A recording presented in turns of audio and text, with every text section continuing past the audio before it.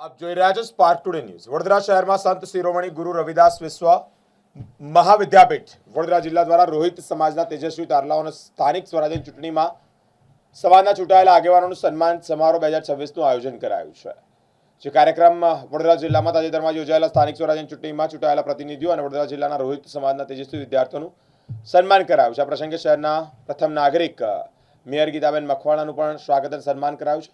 સાથે જ ગુજરાત રાજ્ય મહિલા અને બાળ કલ્યાણ વિભાગના મંત્રી મનીષાબેન વકીલ પણ ખાસ ઉપસ્થિત રહ્યા છે। આજે સંત રોહિદાસ ગુજરાત મહાપીઠ દ્વારા આજે એક રોહિદાસ સમાજમાંથી આવતા દીકરા દીકરીઓનું તેરલાનું જે સન્માનનો કાર્યક્રમ સાથે જ તાલુકા કે જિલ્લા કક્ષાએ કે શહેર કક્ષાએ જે રોહિત સમાજના ચૂંટાયેલા પ્રતિનિધિ છે એમનું આજે સન્માનનો કાર્યક્રમ રાખવામાં આવ્યો। અમારા ગુજરાત રાજ્યના સંત રોહિદાસ વિદ્યાપીઠના જે પ્રમુખ છે ભાઈ શ્રી વિક્રમભાઈ, સાથે જ આંતરરાષ્ટ્રીય જે મહામંત્રી તરીકેની જવાબદારી છે, પૂર્વ મંત્રી તરીકે જેમની ગુજરાત સરકારમાં જવાબદારી હતી આત્મારામ કાકા, સાથે વડોદરાના મેયરશ્રીનું પણ આજે સન્માનનો કાર્યક્રમ રાખવામાં આવ્યો છે। સૌ આગેવાનો સમાજના ઉપસ્થિત છે અને સાથે સાથે માતા પિતાઓ જેમના તારલાઓને આજે સન્માન મળ્યું છે એ પણ ઉપસ્થિત છે। ખૂબ ખૂબ અભિનંદન પાઠવું છું।